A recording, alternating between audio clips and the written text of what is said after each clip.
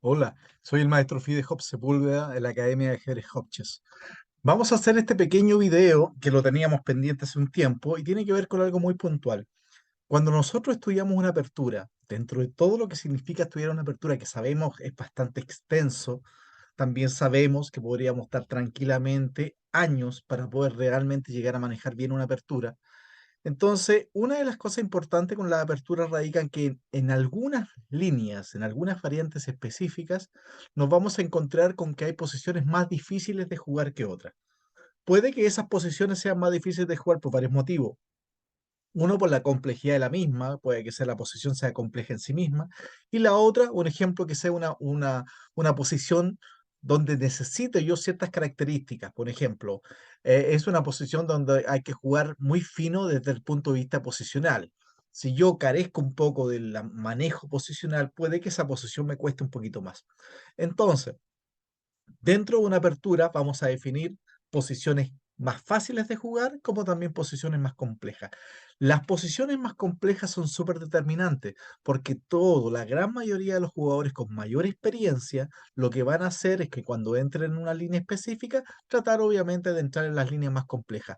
Esa línea más compleja está haciendo lo siguiente. Uno, le está preguntando al rival si realmente está al tanto con la teoría, si tiene un estudio teórico, un estudio casero atrás que está justificando su forma de jugar, o simplemente, ¿cierto? Puede que caiga en una trampa o caiga en una posición inferior.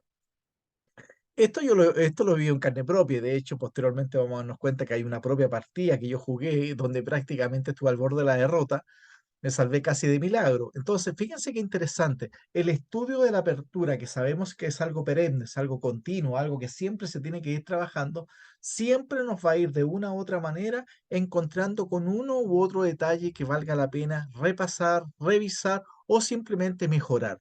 Eso es constante, eso no es algo que para. Por eso el tema de la apertura es tan determinante. Nosotros hacemos hincapié en el tema de la academia, en la apertura, pero sabemos de antemano que lo primero que necesita un alumno son las bases. ¿Eso qué significa? Que tiene que primero aprender ajedrez. La gran mayoría de los errores conceptuales, ¿cierto?, de los jugadores apunta a ese tema, conceptos. Cuando nosotros tenemos los conceptos ya más o menos mucho más claros, eso de una u otra manera va a repercutir, ¿cierto?, en lo que tiene que ver con un tema de mayor manejo y en ese aspecto voy a necesitar cada vez aperturas más complejas. Un jugador que sea cada vez más completo necesita obligatoriamente aumentar el repertorio, profundizar con mayor cantidad, ¿cierto?, las líneas que juega y en lo posible tener respuesta a las principales, por lo menos, opciones, en este caso, de algunas líneas específicas. ¿Por qué les cuento todo esto? Porque como nosotros en la academia, ¿cierto? En la Academia Hopkins estamos constantemente trabajando con el ataque indio de rey, que se lo enseñamos desde un niño que ingresa un día hasta jugadores que ya tienen bastante experiencia. Nos hemos dado cuenta en este tiempo, en todo este prácticamente pasar por esta apertura, y yo la he vivido como jugador, también como profesor, nos damos cuenta que hay una línea bastante llamativa dentro del ataque indio rey que cuesta, molesta. Y yo lo he visto en muchos alumnos que me han mostrado las partidas y nos damos cuenta que la posición resultante es bastante incómoda. Como a mí también me ha pasado, tenía pendiente hacer este pequeño videito. Va a ser un video bastante breve, pero sí súper conciso. Hay una línea específica en el ataque indio rey cuando las negras van a jugar de una manera. ¿Ya? Vamos a comenzar entonces, yo se los voy a explicar. Primero, el blanco parte de 4, es 6, de 3 de 5, cabe de 2. Hasta aquí va a estar todo normal. La gran mayoría de los jugadores va a continuar C5, KF6, ¿cierto? Y los planes normales de una defensa francesa jugando un ataque en Dio Rey en el código C00. Pero existen algunas posiciones, algunos jugadores, sobre todo, acuérdense, jugadores que tengan mayor experiencia. Porque cuando uno tiene más experiencia, es lógico pensar que cuando juego con una persona inferior en Elo, que uno le está preguntando y uno internamente se hace la siguiente pregunta, dice, ¿cuánto sabrá de teoría este jugador que está jugando ataque indio? ¿Sabrá colocarse contra este esquemita que es bastante interesante? Y eso es lo que pasa. Acá el negro puede jugar de por E4. Este de por E4 se podría retardar, ¿cierto? El negro podría jugar de otra manera primero, KF6, ¿cierto? KBC6, posteriormente tomar en E4. Pero lo que nos interesa a nosotros ahora es la imagen general, por lo menos para tener la idea. Tomo de peón, porque la captura de peón es la base de nuestro estudio, y ahora el negro inmediatamente hace 5. Fíjense que cuando el negro hace 5, inmediatamente se tiene que, ¿cierto? Uno como jugador tiene que empezar a pensar y decir, ah, esta es una señal. Y yo lo coloco ahí en el texto. Lo coloco como una señal en el sentido. El primero, el D por E4, este ya es claramente una señal de alerta. Y el E por E5 podríamos definirlo inmediatamente como una segunda señal. ¿Eso qué quiere decir? Que el negro ya sabemos de una u otra manera hacia dónde se quiere dirigir. Como les repito, el D por E4 no es tan común. No es que los negros de jugadores franceses jueguen inmediatamente D por E4. Entonces, esto nos tiene que de cierta manera alertar, o sea, cuando haga D por E4 y el negro haga posteriormente E5, es muy probable que el negro piense colocarse en este esquema que vamos a ver hoy día. Entonces, ahora yo sigo normal. Fíjense que las blancas están jugando tal cual como un ataque indio. Y aquí empiezan los problemitas. Vamos a ver la línea principal primero, ¿cierto? Lo que uno aparentemente siempre juega, y después nos vamos a dar cuenta cuál es la respuesta que nosotros deberíamos aplicar. Vamos. Y el blanco continúa G3. El blanco está jugando casi de forma mecánica, y eso es un comentario que nosotros hacemos regularmente en las clases. Jugar de forma mecánica o jugar sin analizar, sin reflexionar, ¿cierto? Siempre tenemos que percatarnos de lo que está jugando nuestro rival. Si bien gran parte de la apertura tiene que ver con la memoria, no quita de menos, ¿cierto? Que tengamos que estar alerta, atentos. Cada movimiento que haga mi rival me tiene que, de cierta manera, ir revisando en el disco duro, ¿cierto? En este caso, en la cabecita, y decir, a ver, ¿esto a qué se parece? ¿Cuál línea? ¿A dónde va a derivar? Por eso le hago hincapié al tema de las señales. Esta posición que el negro se está colocando, lo más probable es que apunte para allá. Entonces, el negro lo que quiere hacer es jugar caballo F6, alfil C5, A5, B6 y alfil A6. Ese planteamiento, que es bastante interesante para jugarlo con negra, necesita que las blancas jueguen con mucha precaución. Y ahí es donde está el error. Generalmente yo pienso que el negro se está colocando casi de forma igual. Es un grave error, ¿cierto? Porque el ajedrez sabemos que no es conmutativo. Cada movimiento es distinto, las valoraciones de las posiciones son distintas. Entonces, veamos entonces, sigamos con la línea principal. El blanco jugó G3. El blanco está jugando tal cual, ¿cierto? Como hemos estudiado. Y el negro comienza con el alfil C5. Si ustedes se dan cuenta, ahí la flechita, que se ven hartas flechas, nos está indicando de cierta manera la estructura. La estructura de peones va a ser un C7, B6, A5. Ese peón en A5 es bastante interesante porque no solamente está de cierta manera controlando B4, ese peón de A5 muchas veces puede utilizarse para jugar A4 y generar una ventaja de espacio de las negras en el flanco de dama.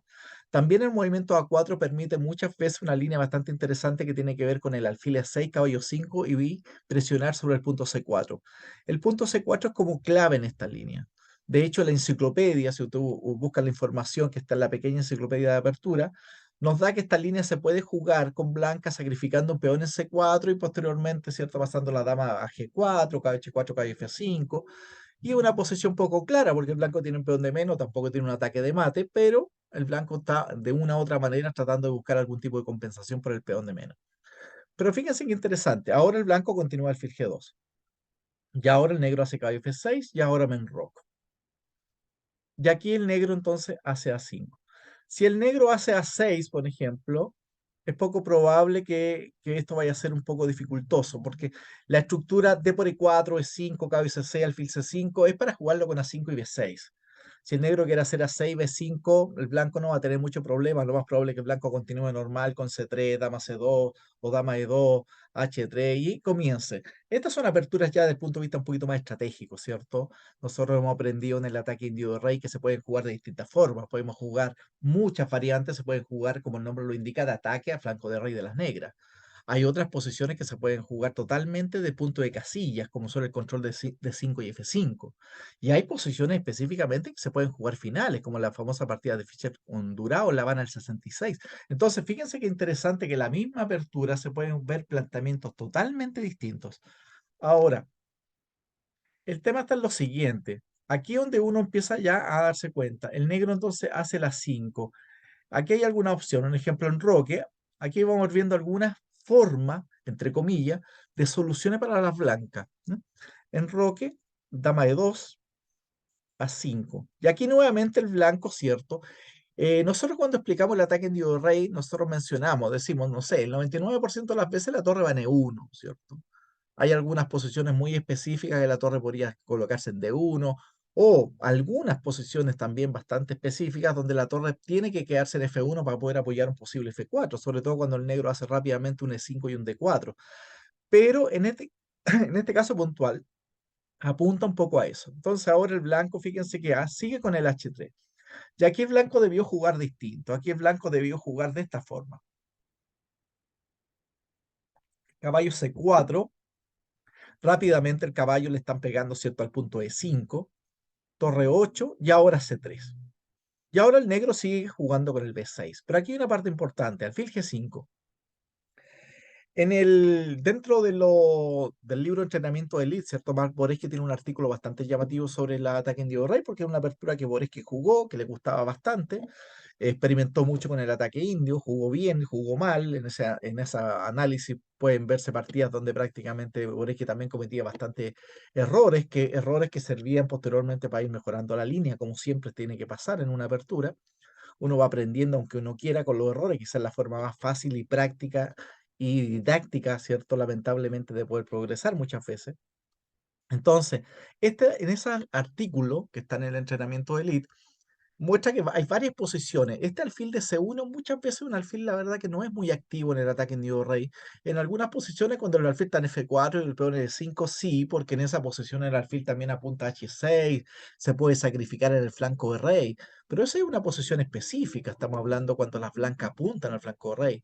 Pero hay posiciones, como en este caso, lo que estamos viendo en la presente posición, es ya más posicional. Y acá posicionalmente, como el alfil de C1 no es una casilla no es tan buena la pieza, uno puede sacrificarlo por el caballo en F6 para poder tratar de minar el control de las casillas blancas que son de 5 y F5. Por ahí va. Y en el libro Entrenamiento de Elite, ¿cierto? Explica algunos ejemplos relacionados con eso. Un ejemplo, si H6, coloco la torre, dama E7, capturo A4 y acá y ahora B3. Esta posición sigue siendo compleja, pero por último, ya el negro no tiene esta maniobra tan fuerte que es A5 y caballo A5, ¿ah? Que ahí sí que las blancas tienen una posición bastante delicada. Aquí el blanco todavía, de una u otra manera, debería intentar hacer un caballo H4, caballo F5, caballo 3, caballo D5, ¿cierto? Y la posición es de doble filo, es una posición interesante, pero las blancas, por último, se han sacado un poquito, ¿cierto?, la presión de las negras en el flanco de dama. La otra opción es que después de alfil G5, ¿cierto? Alfil A6 y ahora simplemente torre D1, dama E7 y B3. ¿Mm? Esta es otra posición también. ¿Mm? Y ahí ustedes se dan cuenta más o menos la idea. Ahora, la otra opción, estamos viendo ahora el H3. Este H3 es el movimiento dudoso, porque en el fondo, ¿qué es lo que está pasando? Yo estoy jugando de forma mecánica el ataque en rey. O sea, yo me estoy colocando prácticamente como diciendo, como se coloque el negro, me coloco así. Y uno podría decir, Hop, sí, pero más de alguna vez nos contaste esta idea de que poder jugar de una forma ante cualquier cosa. Sí, pero también yo he sido bastante sutil y les he dicho reiteradas veces, no podemos jugar todas las posiciones iguales. Eso no se puede. Lo que nosotros hacemos en la apertura ahora es tomar como referencia un esquema para poder evitar tener que desgastarnos tanto con la apertura cuando hay tantas cosas que estudiar, por ejemplo, estrategias, finales, conceptos. Entonces, de a eso es lo que apunta. Pero yo no puedo jugar de forma mecánica una línea. Ah, voy a jugar esta línea si el alfil está en E7 y en C5 da lo mismo. Por supuesto que no es lo mismo. De hecho, va a quedar de manifiesto en esta línea que estamos visualizando que prácticamente el blanco queda en una posición pésima por jugar, entre comillas, de forma mecánica. Ahora, nuevamente, si C3, para poder controlar, ¿cierto?, la casilla D4, que todos sabemos que esa casilla es súper importante que el blanco la maneje, alfil A6 y ahora A4. Y este es el problemita que tenemos. Fíjense acá. La dama está en E2, está clavada por el alfil, ¿cierto?, en A6. Esta es la partida, les estoy mostrando la partida que jugué yo. Increíblemente, esta posición estuvo al borde de la derrota. Fue una partida, fue tabla, pero posteriormente la voy a explicar por qué. Resulta que esta posición después de la 4, el negro está jugando tranquilamente caballo A5, caballo E8, caballo D6, dama E8, dama E6, y todas las piezas negras están atacando C4, que, ¿cierto? Es bastante fácil darse cuenta que ese peón se va a caer, o sea, simplemente las negras van a terminar ganando un peón de forma bastante clara y concisa, y las blancas por ningún momento, por lo menos por ahora, no se ve ningún atisbo de contrajuego. O sea, esto apunta a un peón de menos. En la partida yo jugué a 4 y nuevamente estoy jugando de forma casi mecánica. Esta partida tiene sus buenos años ya, pero aún así, como les digo, yo vengo estudiando el ataque en Rey hace mucho tiempo. Cada vez me equivoco menos, es verdad, me equivoco menos, pero eso no significa que no me equivoque. Ahora, estos errores, lo ideal que uno los cometiera fuera del tablero, ¿cierto? A través del análisis. Pero también hay que ser objetivo que una parte de los errores son en las partidas. Y eso, de cierta manera, no se puede evitar. Difícilmente nosotros como aficionados vamos a manejar una línea tan bien que nunca nos va a pasar más de alguna desgracia. Siempre nos puede pasar una. De hecho, esta partida para mí fue una desgracia porque quedé tan mal que pude tranquilamente haber perdido la partida. Entonces, después de A4, alfil A6, y ahora fíjense que hacer C4 es posicionalmente prácticamente abandonar. O sea, la casilla B4, D4 está totalmente minada, ¿cierto? Fíjense que la casilla D5 no es una casilla débil para las negras, porque primero, porque el blanco no puede llegar a la casilla D5. Segundo, porque él todavía tiene la opción de C6. A la inversa, en las casillas sí que son débiles B4 y D4, porque primero una casilla débil se define como aquella casilla que no puede ser desalojada por un peón. Y aquí nos damos cuenta que B4 y D4 no pueden ser desalojadas. Esta posición es muy mala para las blancas y yo creo que el negro con un juego correcto, un jugador que ya maneje más o menos los conceptos posicionales, debería fácilmente presionar, presionar hasta llegar a un punto de ganar la partida. Yo jugué caballo C4. Aquí tengo la esperanza de jugar C3 a la siguiente, B3 y ahí como irme acomodando. Pero aquí está el problemita. Si el negro me hace un torre 8, ¿no? Ahora yo puedo hacer un C3, dama E7 y de cierta manera llegué a una posición más o menos que estábamos visualizando anteriormente. El blanco tiene el peón en A4, con lo cual ya el negro no tiene este A4 y este caballo 5 bastante molesto. Y esta sería una posición medianamente aceptable. ¿Cuál es el problemita del caballo C4? Que esto yo lo omití totalmente en la partida. Es que me juegan este caballo de 4 buena. Esta partida es Danilo Anduesa, Blanca Hop se vuelve a Danilo Anduesa. Anduesa, ¿cierto? Un chico, un abogado de la Chile que jugó ajedrez un tiempo, llegó a tener unos 2200, era un buen jugador por lo demás. Pero en esta partida realmente queda muy bien. Fíjense lo que pasa. Y ahora aquí viene el problemita, que si yo quiero tomar, me toma de dama. Y ahora, ¿cuál es el tema? Que no tengo otra forma de defender C4, no tengo un alfil F1 porque está la torre. Y para poder defender el caballo necesito hacer un B3 y si hago B3 se me cae la torre de A1 de forma directa, ¿ah? Casi prácticamente sin compensación. Entonces no tengo el caballo por D4. Cuando me doy cuenta de este caballo de 4 en la partida, realmente yo creo que me cambió la cara porque no tengo otra opción que jugar dama de 3 y sabiendo de antemano que voy a derivar en una posición bastante mala, pero por último tratar de no tener diferencias de material en primera instancia. Anduesa, como les comentaba, jugó bastante bien la primera parte, tomé, tomó y ahora buena, alfil por C4 buena. Esto es un cambio muy característico, ¿cierto?, en los principios de Steiner, ¿cierto? Uno de los tres principios de Steiner, el último principio lo dice clarito Steiner, estamos hablando de partidas del siglo XIX, ¿cierto? Steiner dice, el último principio, ¿cierto?, para jugar la pareja alfil contra alfil y caballo, es que el alfil se puede cambiar con el caballo. Ahora, todos tenemos los alfiles, pero el concepto queda latente. A mí lo que me interesa es que entiendan eso. Hay muchos aficionados que dicen, no, yo no cambio la pareja alfiles porque siempre dicen que es bueno. Sí, los alfiles se tratan de mantener, pero hay posiciones donde ya prácticamente el alfil se tiene que cambiar para poder derivar en un final superior, como en este caso puntual. Tengo que tomar y ahora torre de 8. Y ahora fíjense que, por ejemplo, rey G2, torre D4, me está comiendo C4 y E4, B3 y ahora caballo por buena. Si alfil B2, simplemente caballo D2, estoy amenazando caballo por F1, caballo por F3, y si alfil por D4, alfil por D4, y quedan las dos torres tocadas, y que prácticamente es una posición bastante mala. Uno podría decir, sí, hijo, pero mira, la posición resultante igual es alfil de distinto color, pero acuérdense que queda una torre en el tablero. El rey negro, que es uno de los problemas que tiene en esta posición, fíjense que si yo jugara acá, un ejemplo, aquí, acá, acá, acá y acá, para quedarme con el alfil distinto, estas casillas negras pueden ser fácilmente minadas. O sea, este rey, en pocas palabras, yo podría jugar tranquilamente, ¿cierto? Trasladar la torre acá, rey F8 acá, tranquilamente pasarlo por C5 y acá. El rey podría tranquilamente llegar y posicionarse en B4. Y al estar en B4, la posición en blanca cada vez iría mermando, ¿cierto? Cada vez estaría más inferior. Podría generar, como tiene un 4 contra 3, podría tratar de generar un peón pasado también las negras. En alguna apertura de líneas podría finalmente meter la torre. Siempre hay que tratar de mantener la torre, por supuesto, ¿cierto? Esa es la idea.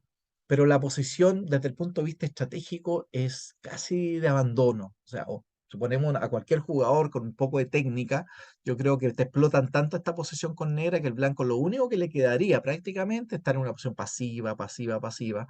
Y todos sabemos que eso en algún momento, entre el cansancio, la presión, la psicología y todo lo demás, uno termina equivocándose y termina perdiendo la partida.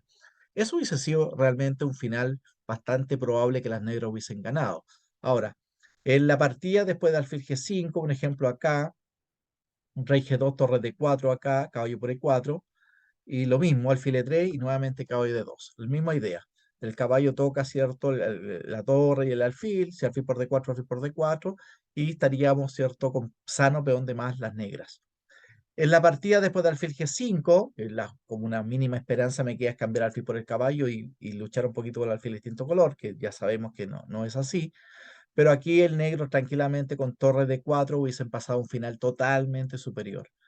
El mismo plan, torre de 8 y el negro, aunque hubiesen doblado el peón en F, el negro finalmente puede haber hecho la maniobra con el rey, trasladar el rey a B4 y la torre al meterse en séptima fila estaría pegando la F2 con el alfil y la torre.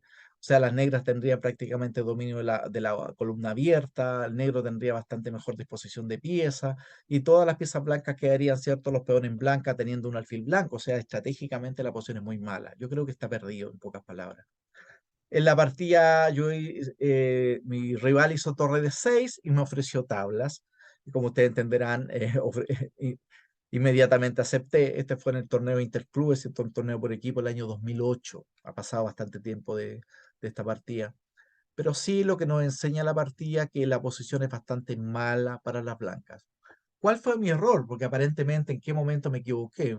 El error que cometí es jugar mecánicamente la apertura. Es pensar como que me voy a colocar de la misma forma a todo y da casi, casi lo mismo. Y claramente el ajedrez no funciona por eso, ¿cierto? Al ajedrez no ser conmutativo, tengo que tener mucha cautela con respecto a los planteamientos que haga mi rival. Después la partida, posteriormente la partida continúa alfil C5, fíjense acá, alfil G2, el blanco sigue jugando normal, se enroque a 5, C3 enroque, H3, porque la torre se quiere colocar en E1, ¿cierto? Que es casi su casilla natural, tiene que evitar el caballo, ¿cierto? En este G4. Un ejemplo, si yo hago torre 1 directo ahora, caballo G4, me pegan a F2, y torre E2, ahora B6, a la siguiente me hacen alfil A6, y eso es fácil darse cuenta que las piezas blancas están bastante reducidas de espacio, las piezas negras están amenazando bastante, después la diagonal, la dama puede ir a D3, apoderarse de la columna D, todo lo demás. Y si torre 1, caballo G4, torre F1 y B6, nuevamente alfil A6. Acá hay una pequeña sutileza que es interesante. En vez del H3, el blanco puede jugar dama C2, que es una forma de plantearlo. Y ahora caballo C4. Y ahora cuando me pega la clavada, ahora coloco la torre en D1. Fíjense que B3 sería malo nuevamente por alfil peor y nuevamente la maniobra dama E6, A5, caballo 5, caballo 8, caballo D6 y C4. Todas las piezas negras terminarían pegando la C4, lo que de una u otra manera significa que ese peón terminaría perdiéndose. En resumen, este dama C2 es una opción también como para poder colocarse en esto. Yo la recomendación que les tengo es otra, pero también la menciono como parte de una opción. Cabeza 4, alfil A6, torre de 1. Y acá vemos una pequeña sutileza, o sea, la torre se coloca en D1 ganando un tiempo, ¿cierto? Y sacándose la clavada F1 a 6. Y ahora tenemos una torre en D1. La mayoría de las veces las torres están en E1 en el ataque indio, ¿cierto? Pero en este caso puntual, dama E7 y caballo 3. Nuevamente ahora el caballo ya llegó a D5, las negras tienen aún un poquito, ¿cierto? Esto para el módulo sigue siendo una pequeña ventajita para las negras, pero ya esta es una posición mucho más aceptable que la posición que llegué yo en la partida que le acabo de mostrar por lo demás. Entonces, fíjense qué interesante, jugar una posición un poco mecánica deriva en una posición totalmente reducida, limitada. Yo jugué la variante H3, que sería casi la mecánica, B6, torre 1 y alfil A6. Y nuevamente observamos esta posición y los planes son bastante claros para las negras. Las negras amenazan, ¿cierto? Un dama de 6, un torre de 8, el punto se le está pegando F2, el rey no tiene un rey H2, también alguna vez puede existir un caballo H5 y un caballo por G3 porque prácticamente el peón está clavado, ¿cierto? No tengo un fácil ni B4 tampoco, el negro puede continuar con A4, ¿cierto? Ventaja de espacio en el flanco de dama. Y es una posición bastante delicada. Ahora, el tema es, estamos en la movida número 11, totalmente en la número 11. Entonces, fíjense que si yo quiero jugar esta posición con blancas y quiero ganar la partida o empatar la partida, ya me parece bastante difícil, porque la posición, la apertura en estricto rigor no me está ayudando mucho. Estoy en la movida número 11, donde las negras están mejor, donde el plan de las negras es más fácil y claro, y donde la defensa de las blancas se torna bastante compleja por lo demás. Entonces, esto quizás no es tan recomendable. Ahora, bien, entonces, ¿cuál es la recomendación que yo les voy a hacer con respecto a esta línea? O sea, yo podría entrar en la línea y buscarle, como le digo, hay información en la enciclopedia. De hecho, ese video yo también ya lo hice, están ahí en el mismo canal, donde los alumnos míos lo pueden visualizar, ¿cierto? Hay, que dice la teoría con respecto a esta línea, ese trabajo ya está. Pero aún así la posición sigue siendo compleja para las blancas poder jugar esta línea donde el negro se termina comiendo C4 y yo tengo que ejercer algún tipo de presión en el flanco de rey. Pero acá es interesante, y por eso se los menciono, ¿ah? Y que tiene que ver un poquito con la idea básica, un ejemplo de la defensa Filior. Y uno dice, la pregunta es bastante simple, ¿qué tiene que ver la Filior con esto? Porque la Filior es otra cosa, ¿cierto? Entonces, pero fíjense qué interesante, y se los voy a mostrar acá. La defensa Filior es una apertura totalmente ya en desuso, ¿cierto? Ya no se juega mucho. Generalmente el blanco se coloca así, el alfil se coloca acá, alfil E7, enroque, caballo F6, caballo C3, enroque, torre 1. Observen cómo se colocan las negras. C6. Ah, quiere jugar B5, A4, y ahora dama C7. Ahora una movida como H3, y ahora B6. Y ahora un ejemplo alfil acá, y ahora A6. Y ahora dama de 2, y ahora alfil B7, y ahora torre de 1, y ahora B5. Finalmente el alfil puede ir para acá, ¿cierto? Y las torres se colocan, ¿cierto? ¿Ah? Lo único que faltaría sería centralizar las torres. ¿Ah? Un ejemplo acá, acá, la otra torre. ¿Mm? Y esto ya nos daríamos cuenta que tenemos una posición muy típica dentro de lo que es la defensa Philidor. Ahora ya, está bien, esto es la defensa Philidor. Ahora, ¿cómo lo comunicamos? ¿Cómo lo conectamos con lo que estamos viendo nosotros? Porque en el fondo nosotros estamos estudiando y estamos hablando de ataque en de rey, no de defensa Philidor. Es que aquí dónde está la idea. A mí me incomoda este planteamiento de las negras. Claramente me incomoda y como yo lo he visto como profesor, se lo he enseñado a muchos alumnos y los alumnos también le incomoda. Si algo me incomoda a mí, la lógica es que le incomoda al alumno. Bastante obvio y bastante simple entenderlo, pero así es. Si yo tengo problema en una línea, lo más probable es que yo te enseño lo bueno y lo malo, ¿cierto? Te lo traspaso.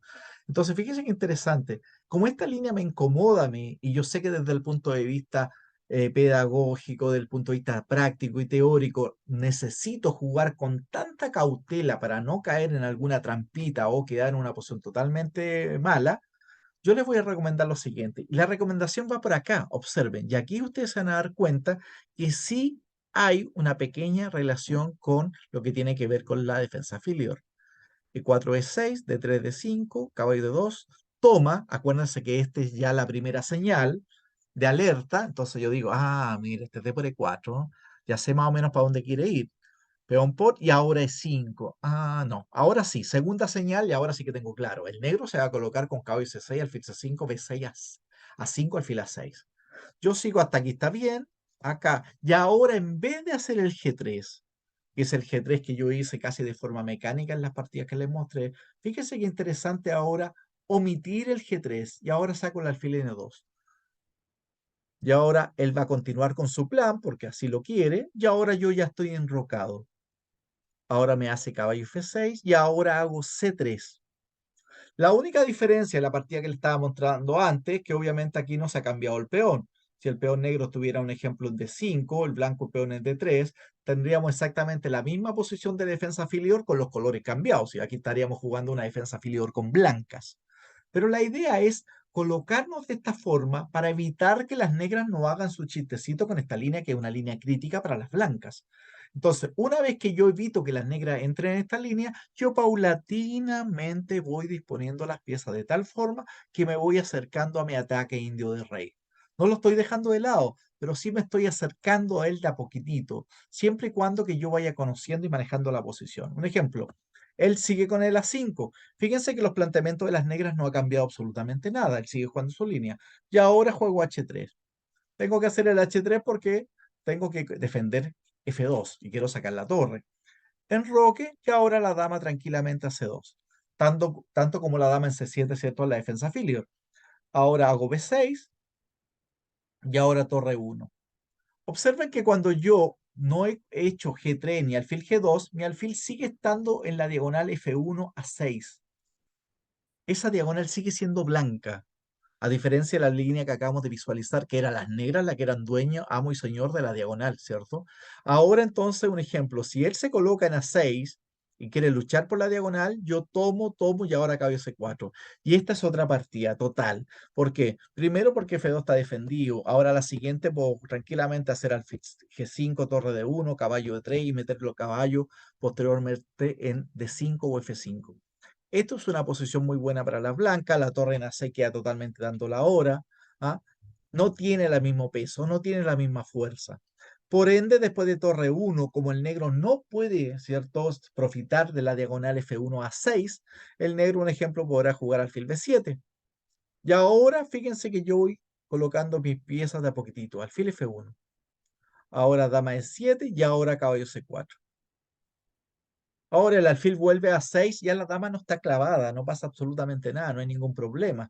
Si alfil a 6 nuevamente puedo jugar caballo de 3 y nuevamente el caballo se dirige a las casillas blancas T5 y F5, que son casillas, cierto, muy importantes dentro del mismo esquema que estamos estudiando. Ahora, un ejemplo, si me hace B5 va a desalojar el caballo, caballo 3. Y ahora amenazamos alfil por B5, le amenazamos también el clásico A4 para minar, ¿cierto? La cadena de peones y la negra en el flanco de dama. El caballo puede llegar a D5, el otro caballo puede ir a H4, F5, ¿cierto? Es una posición mejor para las blancas. Después de caballo C4, un ejemplo, el negro puede hacer H6 para evitar la idea alfil G5 y alfil por F6, ¿cierto? Y ahora un ejemplo, alfil E3. Ahora un ejemplo, si hace torre F8, podría tranquilamente hacer torre D1 acá y ahora A3. Y fíjense la diferencia. Ahora él no tiene la 4 porque simplemente me lo puedo comer. Ahora, después de la 3, estoy amenazando un B4 bastante fuerte, donde me estoy expandiendo en el flanco de dama, y a su vez le estoy obligando al alfil de C5 que se decida a cambiar en E3, que me ayuda porque me coloca el caballo vía rápidamente para llegar a E5 y F5, y la otra opción, si no, el alfil se coloca en D6, ¿cierto? Y esa posición cada vez sería para las negras ir limitando, ¿cierto?, la movilidad de sus propias piezas. Así que después de alfil E3, hago alfil por E3 y ahora caballo por E3. Observen que el alfil nunca se ha movido de la diagonal F1 a 6. Ahora, yo no he hecho G3. Yo podría decir, pero esto es realmente un ataque indio rey, por supuesto. Esto es una transposición al ataque indio rey. Yo en un momento determinado, las blancas podrían jugar G3, alfil G2 y nuevamente llegar a D5, caballo H4 y caballo F5. Con la diferencia de que ya no tengo el problemita en la diagonal F1 a 6. Ahora, hay posiciones, y también lo menciono acá en el texto, hay posiciones donde las blancas simplemente pueden omitir el eje 3 y pueden jugar una posición bastante interesante con alfil C4, ¿cierto? Torre de 1 y empezar, ¿cierto? A ejercer una presión sobre la diagonal A2, G8. Observen que en esta línea que estamos estudiando, las negras no logran hacer su planteamiento como lo hicieron en la línea principal. Si yo comparo esta posición esta posición, donde ambas posiciones, las blancas están con una pequeña ventajita, la posición blanca se ve bastante aceptable. Si yo comparo con esta posición, miren la posición, queda totalmente claro que las negras están ahí a punto casi de ganar un peón.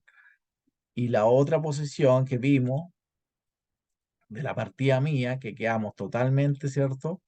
¿Ah? Aquí hay una línea bastante interesante también que falta citar, ¿cierto?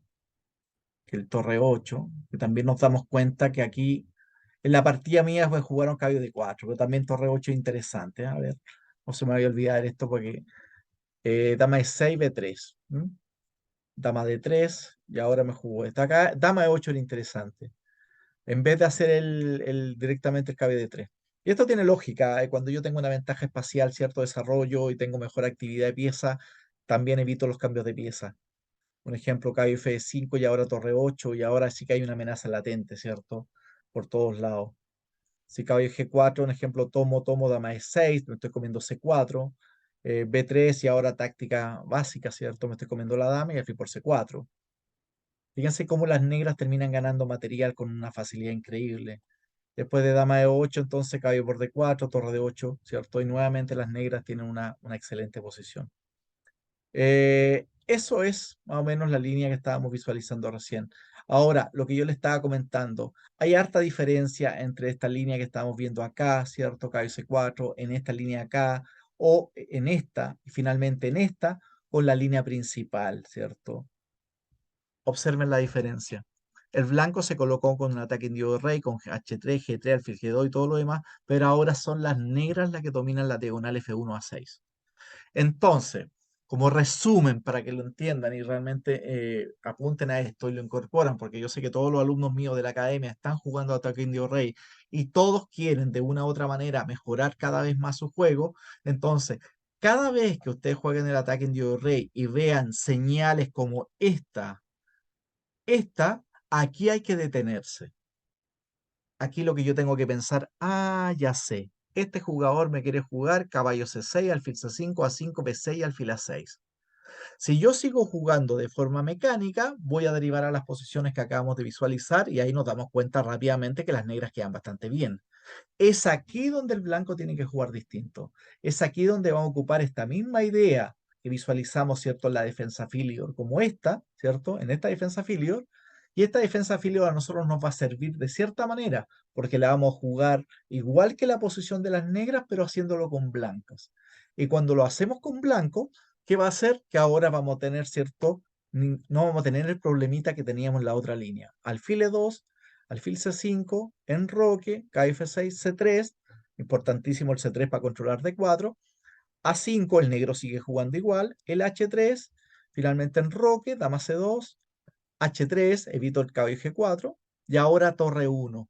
Ahora que ya hice el H3, no tengo problema con caballo G4, así que ahora puedo mover la torre. Y ahora alfil B7. Y finalmente alfil F1, sigo dominando la diagonal F1 a 6. Acá, caballo C4, H6 para evitar alfil G5, acá tomo y caballo por E3. Y después a la siguiente torre de 1, el blanco también algún día puede jugar otra, nuevamente la idea 3 y B4. Es una posición bastante aceptable. Esto en comparación a la otra línea claramente es distinto. Esto es una posición jugable. Nosotros cuando hemos estudiado ataque en Dio Rey sabemos que una de las opciones del ataque en Dio Rey es cuando estas dos casillas juegan un papel crucial y estas casillas dependen exclusivamente, ¿cierto? Tienen que ver con respecto al ajedrez de corte posicional. De hecho, hay unos videos que yo les envié que hay un trabajo, ¿cierto? Una partida de Cristian Pulgar, donde yo está trabajando este tema de casillas. Podemos jugar el ataque en Dio Rey de forma de ataque, podemos jugarlo de forma posicional y podemos jugarlo también pensando en el final. Con esto, entonces, queda resuelta esta línea crítica para la blanca. El blanco no puede jugar de forma mecánica ante todos los planteamientos de las negras. Primero, porque el ataque en Dio Rey no es todo. Si hay 4 C6, eso no es ataque en Dio Rey. Ahora, que yo me voy a querer colocar en la misma estructura, obviamente para tratar de estar en algo cercano, conocido, es lógico. Pero no olviden, no es lo mismo. Ahora, esta línea que sí está dentro del ataque indio rey, porque esto parte como en una francesa, ¿cierto? Y posterior a ello nos damos cuenta inmediatamente que hay señales como D por E4 y E5, inmediatamente me tiene que abrir, despertar, ¿cierto? La campanita y decir, el negro se va a colocar de tal forma, entonces lo que voy a hacer yo no es jugar de forma mecánica y voy a repetir este planteamiento que estamos estudiando con blancas. Espero que este video les sirva realmente a todos los jugadores que están esforzándose y luchando por manejar el ataque en Dio Rey. Yo llevo, no sé, más de 20 años jugando ataque en Dio Rey y cada vez me equivoco menos, pero me sigo equivocando. Pero aún así ya tengo un nivel un poquito más, cada vez más aceptable. Eso es lo que nos interesa realmente en el mundo del ajedrez, mejorar, mejorar constantemente, porque es el gran rival que tenemos nosotros, que somos, ¿cierto? Nosotros mismos en ese aspecto. Así que me despido y espero que este pequeño material, ¿cierto? Con respecto a esta línea crítica del ataque en Dios Rey, les sea útil a ustedes para el día de mañana poder enfrentar este planteamiento bastante interesante para las negras que les repito, es muy jugado sobre todo por los jugadores que tienen un nivel. Hay varios alumnos míos que se lo han jugado jugadores 2200, 2150, y eso conlleva, ¿cierto?, que estos jugadores con experiencia saben que esta línea requiere para las blancas un juego bastante difícil o en su efecto bastante complejo de forma de cómo plantear, ¿cierto?, esta forma con blanca. Así que me despido, espero que estén todos muy bien y les sirva este material.